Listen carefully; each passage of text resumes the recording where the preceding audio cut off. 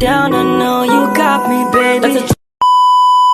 Hello guys, andito na naman po tayo sa bayan ng Atemonan, Quezon at meron po tayong property na i-offer sa inyo. Ano po? Ito po ay small cut lang. Bali almost 7,000 square meter po siya.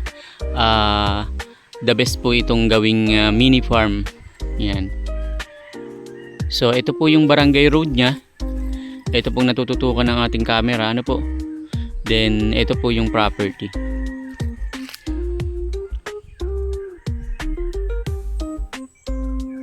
Yan. Ito po yung property niya. May kasama na po siyang bahay.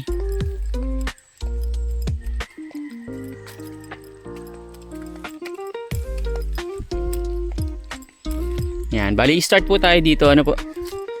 Meron po ditong creek na maliit. Yan. Meron naman po siyang tulay. In case na may sasakyan po kayo, nakakapasok po ang sasakyan natin dito mismo. Bali, marami po siyang tanim. Ano po? Ayan, marami pong tanim na nyug. May mga prutas din po. May guyabano, santol. Ano pa po ba ito? Ito po ang rambutan. Yan, may rambutan po tayo. May Indian mango. May saging din po na mga ilan. May mga nyug din po siya. Bali po dito sa bungad po ng property, ito po ay flat ano po. Then sa bandang likod po ay medyo hilly po yung ating property. Bali konti lang naman po ang masasakop dun sa hilly kasi nga po ito ay hindi naman po kalakihan ng sukat. Almost 7,000 square meter lang po. Bali kung napapansin nyo po yung bakod na yan, yan po ang nasasakupan ng property. Dito po, paloob po. Bali, ang source po ng tubig natin dito ay poso. Ano po? Yan, may poso po dito sa area na to.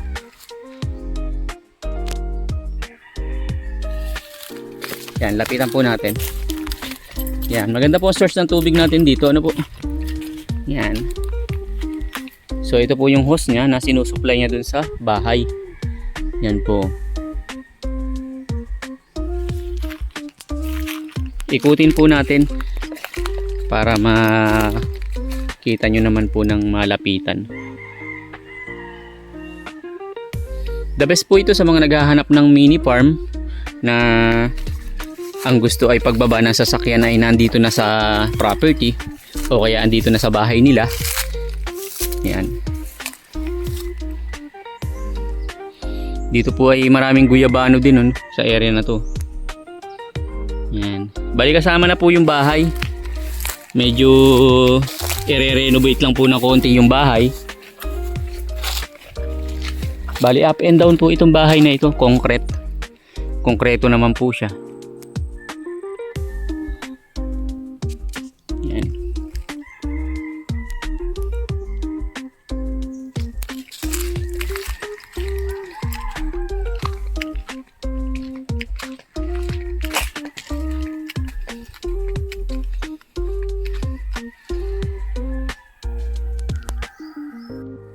So ayan, andito po tayo sa likod ng property. Ito po yung bahay niya.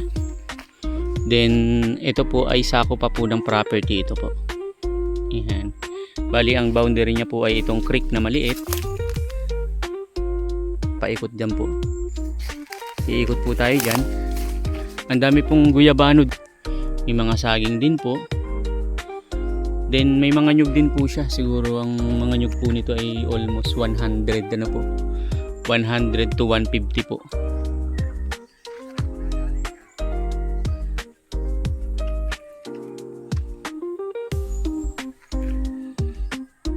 Yan, ikutin po natin ang camera para po makita nyo ang kagandahan.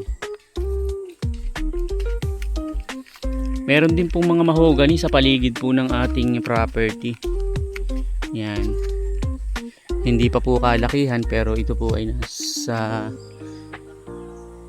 mga 7 to 8 years na po ang ating mga mahogany.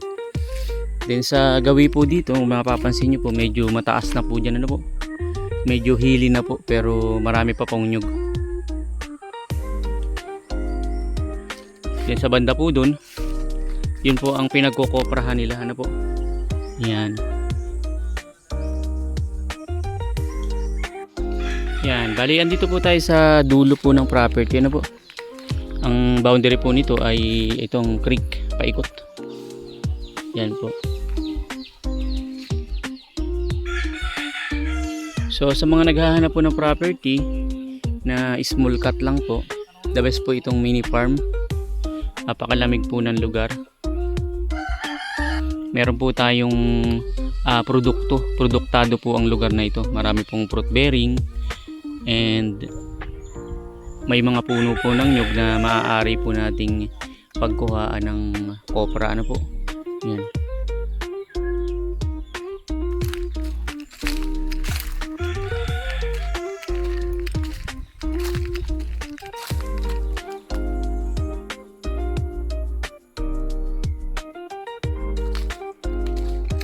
Yan, bali palabas na po tayo ng property. Ito po ay kasama pa po, ano po, galing po tayo sa dulo ng property. Yan, ang dami pong puno ng nyug. Bali yun po yung pinagkokoprahan nila, yung kulay blue po ang bubong. Yan, kasama pa po sa property yan.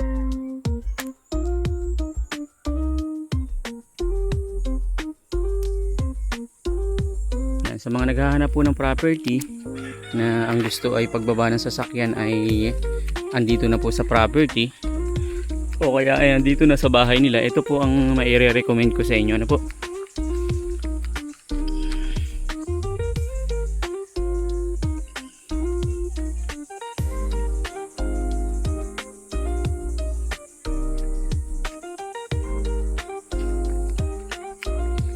May mga puno pa po na ito ng ano, kalamansi. May kalamansi, may rambutan, may guyabano, may saging, may avocado. Yan, kasama pa po yan. Bali, ang boundary po sa kabilang side na yon ay yung pong bakod. Ano po? Kung mapapansin nyo po yung bakod na yon, bali yun po ang ating boundary sa kabilang property. Yun pong bakod. And kasama pa po itong bahay sa na binibenta ni seller. Ano po? Ito po ay up and down. Medyo may konting renovation lang po at maayos na po ang bahay. Yan. Then ito na po yung daan niya palabas. Yan, may creek lang po dito. Pagkatawid po ng creek ay yun na po ang property. And ang barangay road naman po natin ay kasya ang 4 wheels.